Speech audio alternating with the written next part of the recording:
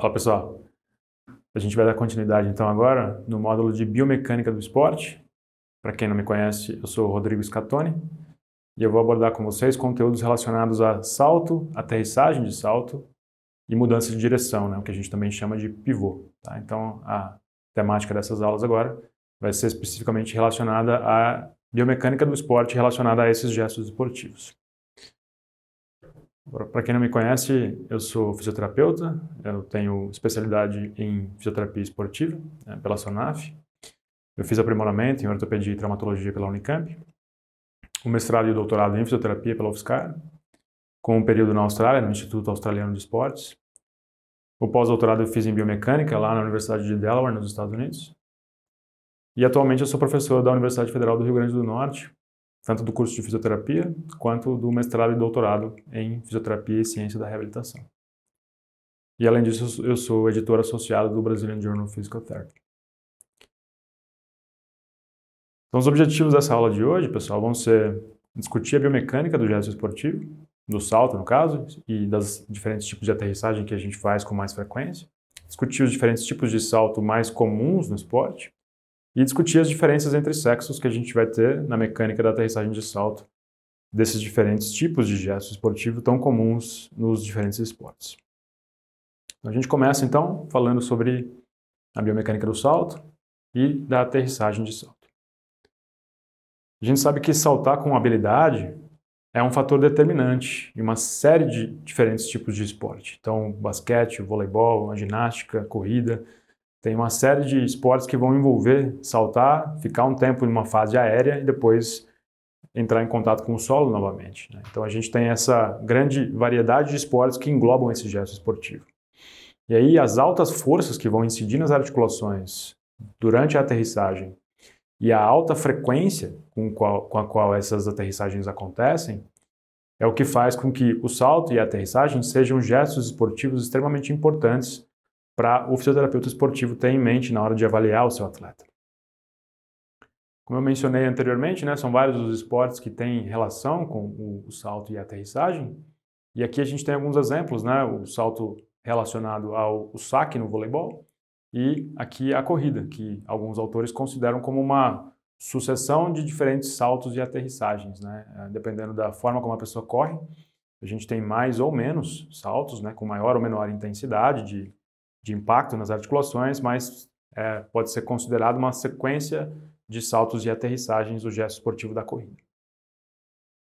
E aí a gente tem uma série de variações nos saltos e nas aterrissagens, até mesmo no mesmo esporte. Eu trouxe aqui o exemplo do salto triplo, em que na hora que a pessoa faz o salto em si, a mecânica da forma como ele se comporta no ar, na fase aérea, e a forma como ele vai aterrissar no solo pode ser bastante diferente, embora a gente esteja falando de um mesmo esporte. Um gesto esportivo que era para ser bastante similar, mas que tem uma série de idiosincrasias, uma série de especificidades. Aqui eu trago alguns exemplos do esporte de alto rendimento. Então aqui nesse vídeo da direita, vocês estão vendo um atleta da seleção dos Estados Unidos fazendo um salto. E é absurdo você ver o cara salta por cima de uma pessoa com 2,11 m de altura e ele salta como se o cara tivesse a altura de uma criança. Vocês podem ver no vídeo aí a facilidade com a qual ele consegue fazer esse salto. E realmente é um salto quase que sobre-humano para você ver a altura que ele está saltando. Aqui à esquerda a gente tem um atleta do Brasil fazendo um salto absurdamente alto também, em que a gente consegue ver que o umbigo dele está na altura da rede. O cara está saltando a uma altura tão grande que ele consegue ficar aí quase que um hemicorpo acima do adversário dele tentando bloquear. Então assim, a gente vai ter saltos verticais em proporções extraordinárias em diferentes tipos de esporte que a gente vai ver na nossa prática. E aí a gente tem a aterrissagem como sendo algo implacável, Quando a gente salta, o chão, a gente vai bater no chão, vai ter uma força em relação ao solo, e a terceira lei de Newton ela é implacável, Quando você bate no solo, o chão não deixa barato, não, ele devolve a força em mesma intensidade e em direção oposta. Então você vai ter que lidar com a força de reação do solo. E aí, alguns autores colocam que a aterrissagem bem-sucedida ela seria definida como a capacidade do seu sistema de resistir ao colapso, de aplicar de forma apropriada os momentos extensores das articulações do membro inferior, então tornozelo, joelho e quadril principalmente, para conter a velocidade do corpo, reduzindo a velocidade a zero sem produzir lesões. Isso seria uma definição, de uma aterrissagem bem-sucedida. E aí, esses autores aqui colocam lá desde a década de 90 que a aterrissagem de salto ideal seria aquela na qual o atleta consegue absorver o choque de forma eficiente e segura, utilizando o movimento das suas diferentes articulações do membro inferior. A gente incluiria hoje em dia o tronco também na nossa definição, a gente incluiria também a questão do desempenho em si, não só a capacidade de dissipar força, mas também a capacidade de conseguir gerar um outro salto logo em seguida ou desempenhar a atividade que precisa ser desempenhada da melhor forma. Aqui tem um exemplo para vocês do gesto esportivo do basquete sendo realizado. E aqui a gente vê algumas das ações musculares importantes nesse gesto esportivo. Então temos aqui um atleta de basquete fazendo um salto para fazer uma bandeja, uma aterrissagem de salto de um atleta e um atleta fazendo um lance mais à distância, né, um arremesso à distância com marcação. E está sendo destacado na imagem para vocês os músculos, os grupos musculares que estão atuando nessas articulações. E a gente vê aí uma ação bastante forte dos glúteos, dos isquiotibiais, o quadríceps entra bastante também aí, né? Então o glúteo e o isquiotibial vão atuar na extensão do quadril, principalmente de forma concêntrica na propulsão e depois de forma excêntrica na dissipação de força na aterrissagem. O quadríceps vai atuar de forma bastante importante para a gente, um dos músculos mais importantes que a gente vai ter para fazer a propulsão na fase concêntrica no salto e depois para dissipar essa força na hora em que o indivíduo aterrissar no solo. A gente tem também os eretores da coluna trabalhando de forma importante para o posicionamento do tronco no espaço na hora de fazer o gesto esportivo. A gente tem a musculatura do membro superior atuando sinergicamente e um músculo que não pode ser negligenciado é o músculo da panturrilha, né? O tríceps oral, tibial posterior vai entrar também aí como sendo um importante músculo sinérgico ao tríceps oral, para gerar a flexão plantar, que vai ser um movimento importante também, tanto na propulsão, na hora de fazer a fase do salto, quanto na dissipação da força na hora que fizermos a aterrissagem. Alguns conceitos importantes, pessoal, com relação à forma como a gente aterrissa no solo, a gente tem diferentes tipos de aterrissagem. Um tipo pode ser a aterrissagem de pé chapado no chão, né, como é chamada em inglês de aterrissagem flat foot. Essa aterrissagem ela é contraposta, né, uma forma diferente de aterrissar seria uma aterrissagem de forma antepé-retropé, que seria considerada uma aterrissagem aí um pouco mais macia em comparação à aterrissagem de pé chapado.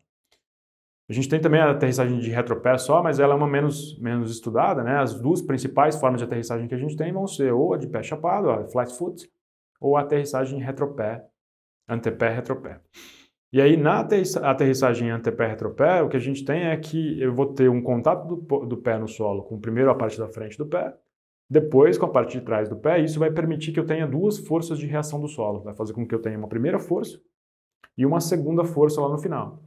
Então eu tenho dissipação da energia, da força de reação do solo, na forma de movimento, de dorsiflexão com contração excêntrica dos flexores plantares. Essa ação excêntrica é muito importante para diminuir a força de reação do solo, que vai chegar, por exemplo, nas articulações mais altas, como o joelho e o quadril. E aí a gente tem, por exemplo, as quantidades, em termos de proporção do peso corporal, da força de reação do solo nessas diferentes aterrissagens. No exemplo que está sendo dado aqui, numa aterrissagem antepé-retropé, eu tenho, primeiro, uma vez o peso corporal na força de reação do solo 1, e depois 4,1 vezes o peso corporal na força de reação do solo 2, que seria no pico ali. Enquanto que se eu fizer uma aterrissagem da mesma altura, nas mesmas condições, mas agora caindo com o pé chapado, né, na aterrissagem chamada de flat foot, caindo com o médio pé, né, eu vou ter uma força de reação do solo só. E ela vai ser mais alta, né, significativamente mais alta do que a força de reação do solo que aconteceria se eu aterrissasse com a estratégia antepé-retropé. Então aqui a gente está tendo um outro exemplo agora de estratégia de aterrissagem, mas agora levando em consideração estratégias proximais. Aqui nesse contexto eu tenho agora um exemplo para vocês de uma aterrissagem macia versus uma aterrissagem mais rígida. Como assim, professor? A aterrissagem mais rígida seria uma aterrissagem que, por definição, tem menos movimento das articulações depois do contato do pé com o solo, né? Essa é a definição que alguns autores trazem para a gente de aterrissagem rígida. Enquanto que uma aterrissagem mais macia envolve mais movimento das articulações depois que o pé encosta no solo. Então eu tenho mais movimento pós-contato com o pé no solo, o que permitiria maior dissipação da força de reação do solo na forma de movimento, Por isso eu escuto um ruído menor normalmente da força de reação do solo na aterrissagem, por isso ela é chamada de aterrissagem macia. Enquanto que a aterrissagem em que eu tenho menos movimento, ela vai ser normalmente mais ruidosa, vai ter um barulho mais alto na hora que a pessoa for aterrissar do salto. Então eu tenho aqui o que esses autores trazem numa descrição de porcentagem de contribuição das articulações na aterrissagem de salto, que a aterrissagem rígida teria ali uma grande contribuição de dissipação de força no tornozelo. O principal grupo muscular aí atuando para dissipar força na aterrissagem rígida é o tornozelo com 50% da contribuição na dissipação de força, enquanto que o quadril e o joelho somados vão corresponder a mais 50%, no caso o quadril com 20% e o joelho com 30%. Em contrapartida agora, se eu faço uma aterrissagem macia, a gente vai ver uma diferença bastante significativa na distribuição de carga nessas articulações. Por exemplo, agora o quadril vai ter 38% da contribuição na dissipação de força, o joelho vai ter 37% da contribuição e o tornozelo vai baixar pela metade a sua contribuição. Antes era 50% e agora passa a ser 25% da contribuição para a dissipação de força. Então, de cara, você já consegue fazer uma relação importante disso com a sua clínica, né? Se você tem um paciente que tem uma sobrecarga no tornozelo, uma tendinopatia de Aquiles, uma lesão por sobrecarga no tornozelo, e você vai olhar o gesto esportivo dele e você percebe que ele tem uma estratégia bastante rígida de fazer a aterrissagem, você entende que aquela articulação está sendo mais demandada do que as demais. E aí, potencialmente, nesse caso, uma intervenção modificando a estratégia de aterrissagem de salto, como a gente vai falar mais nos próximos módulos, pode ser importante para que haja menos sobrecarga na articulação distal e uma maior distribuição da carga nas articulações proximais. Então, só lembrar que na aterrissagem mais rígida, o tornozelo vai ter que fazer bastante do trabalho para dissipar força, enquanto que na aterrissagem mais macia, eu tenho uma distribuição um pouco maior aí nas articulações proximais e menos sobrecarga, então, acontecendo no tornozelo. Aqui a gente tem um estudo que foi publicado em 2010 pelo grupo do professor Christopher Powers lá nos Estados Unidos, avaliando essas diferentes estratégias de aterrissagem de salto. Então ele tem aqui, ele pegou 58 adolescentes e eles avaliaram eles durante o Drop Vertical Jump, né, o salto vertical máximo depois que cai de uma caixa de aproximadamente 30 centímetros de altura. Então a pessoa cai da caixa, faz um salto vertical máximo e vai se avaliar a biomecânica dela na primeira aterrissagem, antes dela fazer o salto vertical máximo. E aí o que eles estavam vendo era como é que as pessoas faziam o padrão de aterrissagem natural delas. E depois que elas faziam a aterrissagem, eles fizeram uma divisão, né, dos indivíduos de acordo com a estratégia de aterrissagem. Quem aterrissava mais macio e quem aterrissava de forma mais rígida foi dividido em dois grupos, né? Então, aterrissagem suave versus aterrissagem rígida. E aí, o que a gente tem aqui? A gente tem alguns exemplos, né, nas imagens de cima vocês estão visualizando alguém fazendo uma aterrissagem mais rígida e na imagem de baixo uma aterrissagem mais macia, utilizando mais flexão de tronco, flexão de quadril durante o gesto. E aqui a gente tem as razões de momento extensor de joelho em relação à razão de momento extensor de quadril. Como assim? A gente está dividindo o quanto de força que o quadríceps está fazendo para dissipar força em relação a quanto que o glúteo está fazendo para dissipar força nessa aterrissagem de salto. E a gente vê que o grupo que faz a aterrissagem mais rígida tem uma razão muito maior, ou seja, está usando muito mais o joelho para dissipar força e muito menos o quadril. Está tendo uma estratégia chamada de estratégia quadríceps dominante para dissipar essa força. Enquanto que o grupo que faz mais flexão tem uma aterrissagem que agora utiliza um pouco mais o quadril também para dissipar força, então por isso essa razão fica mais baixa, fica mais próximo de 1, enquanto que no outro grupo ficou perto de 2,5, batendo 3 em alguns casos. E a taxa de absorção de carga está bastante similar nesse caso também. Tá? A taxa de absorção de carga está muito mais alta no joelho no grupo que tem a aterrissagem mais rígida em relação a quem faz uma aterrissagem mais macia. Então, de cara, a gente tem duas implicações práticas aqui da aterrissagem macia, né? A aterrissagem macia tira tanto a sobrecarga do tornozelo quanto a sobrecarga do joelho. Ela ajuda também a articulação do joelho a ter que fazer menos força para lidar com a força de reação do solo. Então, aqui a gente tem que o grupo com aterrissagem rígida teve um maior momento extensor do joelho, mas acabou tendo também um maior momento abdutor do joelho, maior abdução do joelho em termos de cinemática, né? Maior movimento de valgo de joelho, como a gente está vendo na imagem ali em cima, e uma maior ativação eletromiográfica do quadríceps, o que gerou aí então essa maior sobrecarga potencialmente da articulação patelofemoral, da articulação do joelho como um todo. Outra coisa importante para a gente ter em mente quando avalia salto são os diferentes tipos de salto que a gente faz nos diferentes esportes. Então aqui eu estou ilustrando para vocês os dois tipos de salto mais comuns que a gente vai ver nos diferentes esportes, que são o salto vertical e o salto horizontal, que é o salto anterior, né? Então esses são os dois tipos de salto que a gente vai ver com mais frequência. São também os tipos de salto que mais tem pesquisa tentando entender a forma como a biomecânica do corpo funciona nesses gestos esportivos. Então, só para vocês terem alguma ideia da diferença da mecânica das articulações nesses dois tipos de salto, a gente tem que no salto vertical, a gente tem uma menor velocidade de abdução do joelho e uma maior velocidade de flexão de quadril. Isso foi o que foi observado quando eles compararam mesmos grupos fazendo os mesmos tipos de salto. Enquanto que no salto horizontal eu vou fazer menos dorsiflexão do tornozelo e uma maior flexão de joelho e de quadril.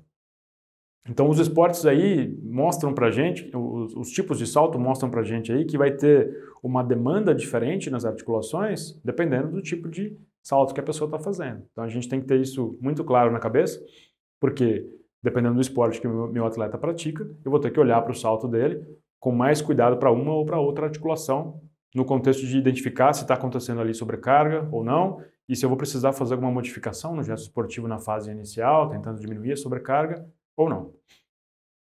E aqui a gente tem uma imagem bastante ilustrativa da diferença dos diferentes tipos de salto em comparação, por exemplo, com o exercício do leg press. E essa imagem é muito interessante porque ela ilustra para a gente o máximo de carga que tem no tendão patelar, né? Consequentemente o quanto que o quadríceps está trabalhando ali, né? Porque o tendão patelar está transmitindo aquela força do quadríceps para a tíbia. Então a gente tem aqui em vermelho, na imagem da direita para vocês, a máxima carga que foi aplicada no tendão patelar durante esses diferentes exercícios. Então, na esquerda vocês têm, de vocês aí, na esquerda vocês têm o leg press sendo feito de forma lenta, né, um leg press com 3 vezes o peso corporal. Na imagem do meio vocês têm um salto vertical. E na imagem da direita, a última da direita, vocês estão vendo agora um salto horizontal, em que a pessoa pula para frente. Então, o que a gente tem aqui? Que a carga no tendão patelar é muito parecida nos 3 exercícios. Leg press, salto vertical e salto horizontal. Uma carga bastante similar nos 3 exercícios. A barra vermelha é bem parecida em altura nos três saltos. Mas olha a diferença da barra azul para os 3 saltos. O que é a barra azul, professor? A barra azul é a taxa de carga em peso corporal por segundo. O que quer dizer isso? O quão rápido a carga está sendo aplicada no tendão patelar nesses diferentes tipos de exercício. E aí note que existe uma diferença brutal agora, né? O leg press tem uma taxa de carga baixíssima, o salto vertical tem uma taxa de carga muito mais alta que o leg press, mas menos da metade do que o salto horizontal. Então, se a gente for pensar num contexto de exercício terapêutico com o meu atleta, que é um atleta saltador, na hora que eu estiver fazendo uma reabilitação com ele, pensando em sobrecarregar menos a articulação patelofemoral, o tendão patelar, o mecanismo extensor do joelho como um todo, eu poderia pensar numa progressão de exercício lento de leg press, seguido de salto vertical, seguido de salto horizontal, que seria o salto que traria a maior demanda para essa estrutura do seu segmento corporal. E agora, gente, para a gente encerrar essa parte introdutória da biomecânica, a gente vai falar um pouquinho sobre as diferenças entre sexos na mecânica da aterrissagem. Então, existe diferença entre a forma como um homem aterrissa em relação à forma como uma mulher aterrissa e por que isso seria importante para a gente. Então, a gente tem aqui algumas diferenças cinemáticas já bastante descritas na literatura em termos de comparação de homens em relação a mulheres em diferentes atividades. Aqui eu tenho, por exemplo, aqui a corrida, a mudança de direção e a aterrissagem de salto. Então a gente tem que as mulheres elas tendem a fazer o movimento de uma forma bem diferente do que os homens fazem, em vários aspectos, né? Então aqui, na corrida, a mulher faz menos flexão de joelho, mais adução de quadril e mais rotação medial de quadril em comparação a homens. Na mudança de direção, num corte, né, num pivô, a mulher faz menos flexão de joelho e mais abdução de joelho, né, o valgo de joelho em comparação aos homens.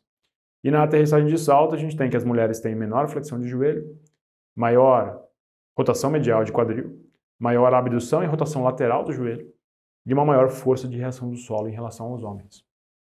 Então notem que na aterrissagem de salto é onde a gente tem mais diferenças mais marcantes entre sexos. E isso para a gente é relevante, porque se eu estou tratando uma atleta do sexo feminino, eu tenho que ter isso em mente, porque potencialmente a mecânica da aterrissagem de salto pode ser um fator contribuinte para algumas das lesões que essa atleta pode vir a sofrer. Aqui a gente tem uma ilustração nesse vídeo, pessoal, de uma aterrissagem de salto sendo feita por dois adolescentes da mesma faixa etária, uma do sexo feminino inicialmente e o outro do sexo masculino logo em seguida. O que foi orientado para eles fazerem aqui? Eles tinham que aterrissar do salto de uma caixa de 30 centímetros de altura e fazer um salto vertical máximo para pegar essa bola. A bola estava posicionada na máxima altura que eles conseguiam alcançar. E aí no vídeo vocês conseguem visualizar uma diferença bem marcante entre a forma como a mulher aterrissa do salto em relação a como o homem aterrissa do salto. A forma como eles movem os membros inferiores em relação uns aos outros. Então a gente percebe que naturalmente, mesmo com uma distração externa, mesmo nas mesmas condições, a mulher tende a fazer muito mais adução e rotação interna do fêmur, mais abdução de joelho na aterrissagem, tanto na fase de propulsão, logo que ela pula da caixa, a gente já percebe isso, em comparação ao homem que faz com um pouco mais de alinhamento entre as articulações do membro inferior, o que pode ou não ser relevante conforme a gente vai conversar mais para frente. Mas a diferença é bem marcante, fica bem claro que essa diferença existe, e esse estudo de lá de 2004, do professor Tim Hewitt lá dos Estados Unidos, consegue mostrar isso para a gente de forma longitudinal. Eles avaliam pessoas pré-puberdade, durante a puberdade e pessoas pós-puberdade. E o interessante é que a gente não vê diferença entre sexos no pré-puberdade, mas no pós-puberdade essas diferenças já se evidenciam. As mulheres passam a fazer esses padrões de movimento depois da puberdade, enquanto que os homens não fazem. E aí a gente tem algumas especulações do porquê isso poderia acontecer, né? Tem a ver com o estirão neuromuscular, do qual a gente vai falar daqui a pouquinho também. Então, já fica bem claro para a gente que existem diferenças claras entre sexos em termos de uma série de aspectos aqui durante a aterrissagem de salto. A mulher tem uma tendência a fazer o que a gente chama de estratégia quadríceps dominante. Ela usa mais o quadríceps dela para dissipar força, ela faz uma estratégia com o tronco mais reto em relação aos homens também, e aí isso acaba também modificando a forma como as articulações delas vão receber aquela carga em relação aos homens. Uma estratégia ligamento dominante também, como é chamado, é uma estratégia em que a gente usa mais as estruturas passivas para dissipar força. A gente aterrissa com a articulação mais próxima da extensão total, fazendo menos movimento, meio que tentando usar mais os componentes passivos para dissipar força e não os músculos, como seria o ideal, pensando em dissipar a força de reação do solo. Diferenças cinemáticas, já foram ilustradas algumas para vocês, né? E dominância de tronco também, essa é outra estratégia que tem sido observada em algumas vezes, que são inclinações de tronco ou para um lado ou para o outro na aterrissagem de salto, o que potencialmente pode aumentar o risco de lesão, por exemplo, do ligamento cruzado anterior. E além disso, dominância de perna. Então, uma assimetria no contexto de uma pessoa ter uma predileção em aterrissar mais soltando peso numa perna em relação à outra. Isso também é mais comum da gente observar em mulheres. Aqui nesse capítulo de livro a gente tem uma ilustração bem clara das diferenças biomecânicas entre homens e mulheres em relação a alguns gestos esportivos. Recomendo para vocês a leitura desse aqui, se vocês tiverem mais interesse em se aprofundar no assunto. Então aqui a dominância de ligamento, como eu falei, né, seria uma estratégia em que você faz menos movimento da articulação, você faz uma aterrissagem mais rígida do ponto de vista de menos movimento da articulação logo que encosta no solo, e dessa forma os seus músculos vão atuar menos para dissipar a força de reação do solo, e consequentemente os ligamentos vão receber mais dessa carga, potencialmente sofrendo lesão aí, porque se a demanda for maior do que a capacidade, o tecido não vai conseguir manter a sua integridade estrutural. Aqui a gente tem dois exemplos de aterrissagens também, né? Uma aterrissagem que seria chamada de quadríceps dominante, à direita de vocês, com o tronco mais ereto, e a outra estratégia que seria mais conhecida como quadril dominante, ou glúteo dominante, como alguns chamam também.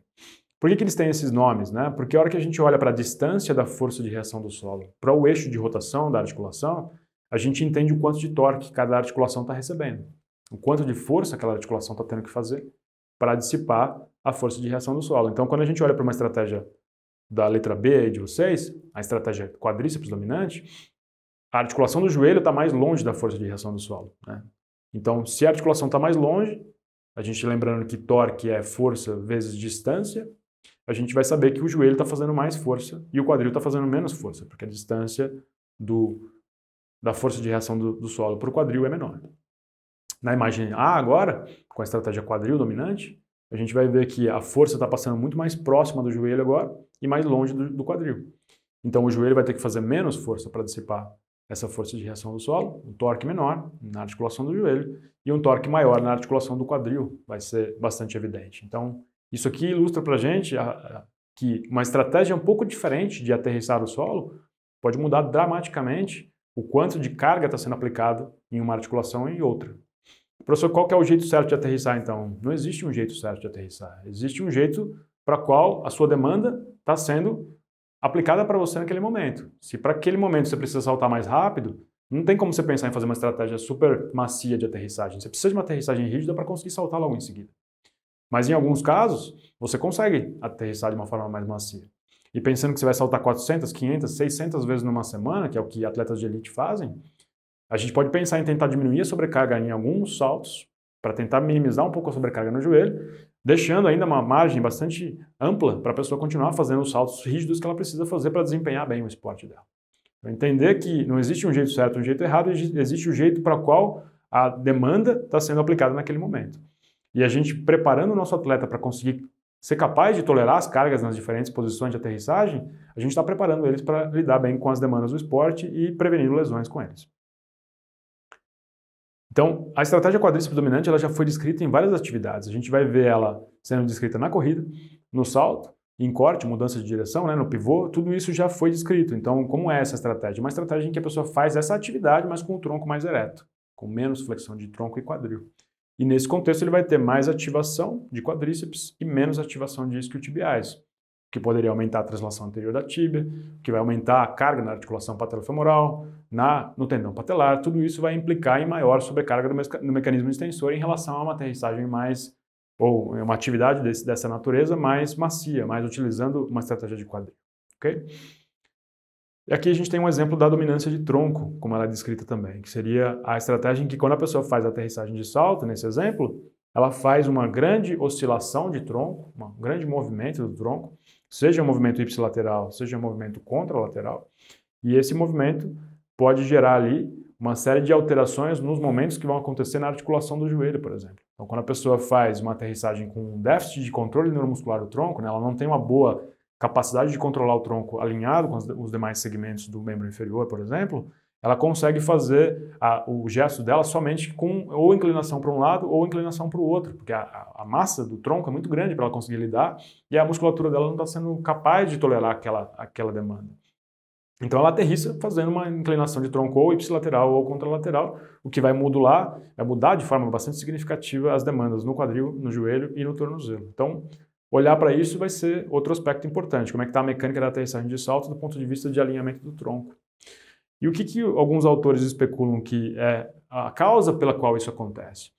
Seria o que a gente chama de estirão neuromuscular, que no caso dos homens é bastante evidente. Depois da puberdade, eu vou mostrar para vocês alguns dados específicos sobre isso, os homens têm um aumento natural da força de quadríceps, da força de isquiotibiais, da força de musculatura de quadril.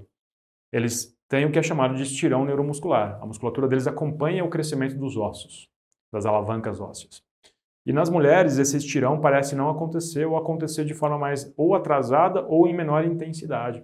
Então a mulher pós-puberdade, ela naturalmente tem menos força do que os homens, e isso não é observado no pré-puberdade. Então não existe diferença entre os sexos no pré-puberdade, mas logo depois da puberdade o homem passa a ter mais força muscular em relação ao que as mulheres têm, e isso potencialmente nos oferece uma janela de oportunidade boa para intervir de forma preventiva com atletas do sexo feminino nessa fase aí da puberdade. Então a gente encerra essa parte introdutória, pessoal, com essas diferenças entre os sexos, e a gente segue logo a seguir com os demais gestos esportivos. Valeu!